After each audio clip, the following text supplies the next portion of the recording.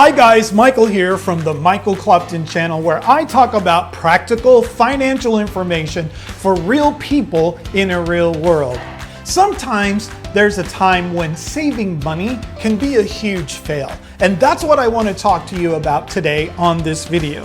Now, if this is the first time that you've been on my channel, then please take a moment and hit the subscribe button and that like button below so that this video can get in front of more people. Now, when saving money is a big fail, all that just ahead.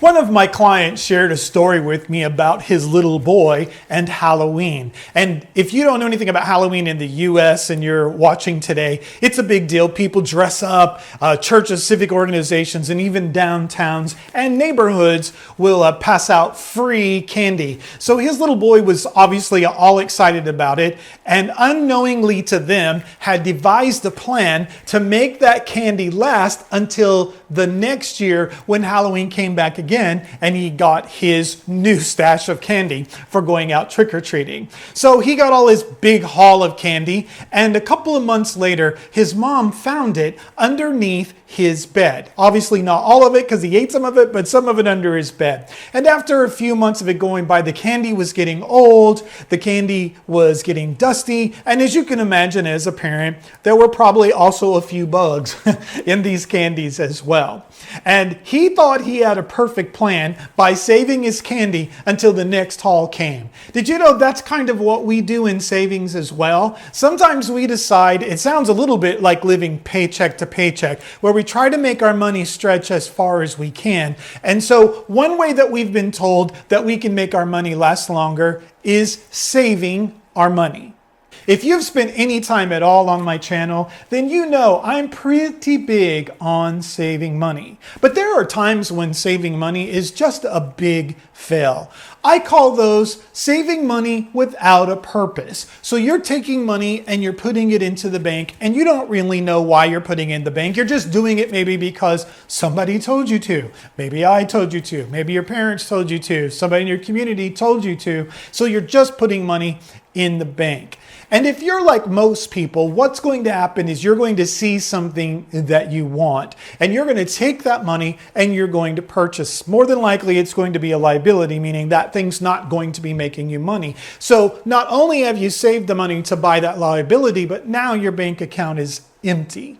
One of the things that's really bad about certain savings is when you put your money in the bank and just save your money, the interest that that bank is going to pay you is less than inflation. And worse, you put it in your checking account, which means that it has a very liquid way to run out into just things that you don't even know where your money went. So banks in this type of a savings don't really pay much interest on your money at all. So what is happening is that there's this thing called inflation, which makes your money worth less money next year than it is this year. And the longer you leave that money in there, the less it's going to be worth from year to year. So as you can see, having a savings without an objective, or having a savings without a purpose for that saving, has an easy way to slip out of your life. And that's when saving is a big fail.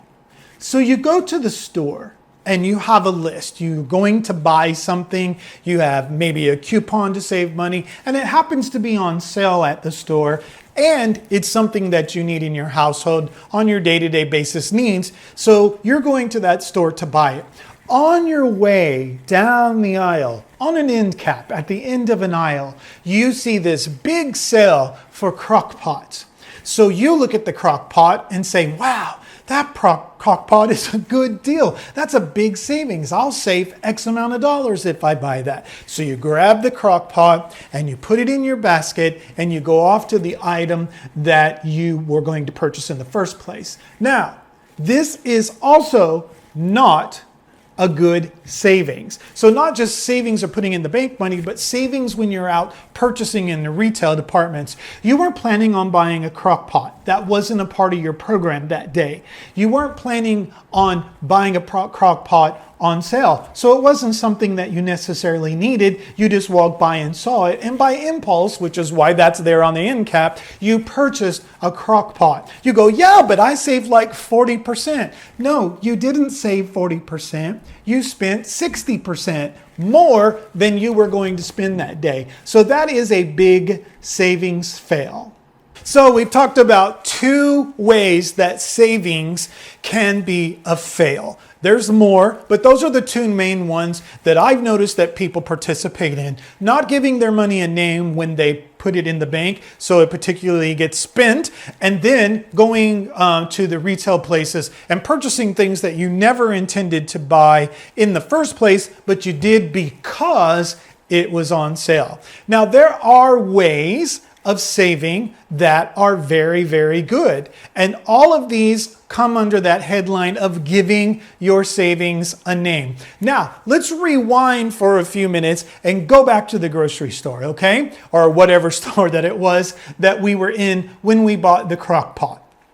Let's suppose that when you went into the store, you didn't intend on buying the crock pot, but you had money set aside in a savings, preferably a high yield savings or a money market account. So you're walking into the store because you have this savings. You're still going into the store to get whatever that item was with your coupon and that it was on sale because it was something you needed every day. But then you passed by the crock pot. So the crock pot there on the end of the end cap, you see the crock pot. You think, wow, that's really a great deal. I have an online store at one of the online store places online, and I can take this crock pot and offer it still at a good price to my customers, and I can make a profit from the sale of this crock pot. So in that instance, then purchasing that crock pot suddenly became a good savings. You bought it at 60% and say you sell it for 80%, you made increase from the sale of that crock pot.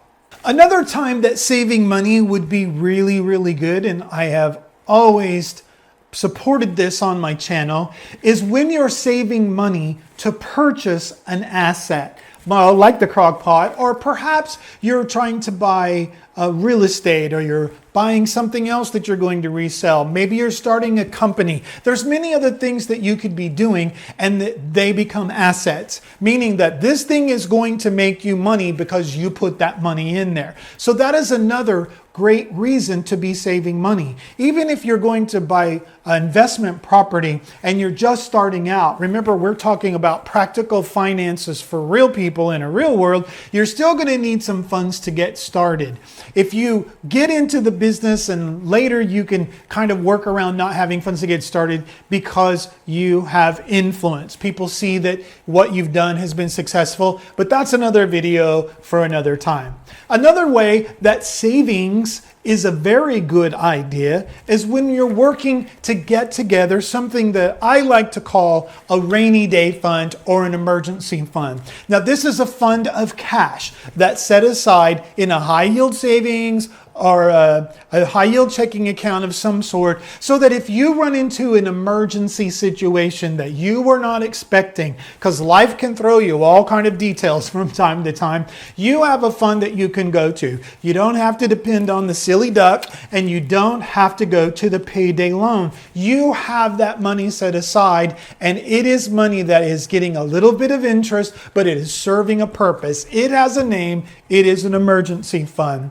And the last one that I want to share with you today, which is a good savings, is when you're going to purchase a car. Even if you don't go all the way to paying for the car completely in cash, which I totally recommend, and I have a plan, just check the card or at the end of the video. I'll put a link to that video that's called No Car Payment and No Car Loan. I highly recommend that way to get a car, but you're still going to need a down payment. So at some point, no matter what, you're still going to have money set aside and saved in order to purchase that car. Now, there's many other reasons to have a savings account. Maybe that you're starting to collect money so that you can invest in stocks or you can invest in other things. These are great things to have a savings account for. But the main purpose of the video today is your savings account becomes a fail when you don't give it a name. And so giving your savings a name gives it a purpose, and then that money doesn't become free-flowing money. It becomes money that you have intent for and something that you want to do with. So the takeaway on this video today is there are savings fails, but there are savings successes. How we make those failures a success is that we must give that savings a purpose. We must give that savings a name. Once you give it a name, once you give it a purpose, it's not like just sitting there like free-flowing water ready to leave your life. It has a designated purpose, and then you will design it to reach that goal. Thank you so much for watching this video today. And if you got value from today's video, would you please hit the subscribe button and the like button so that this video can get in front of many other people here on YouTube. Thank you very much. This is Michael from the Michael Clopton channel, and I'll see you in the next video.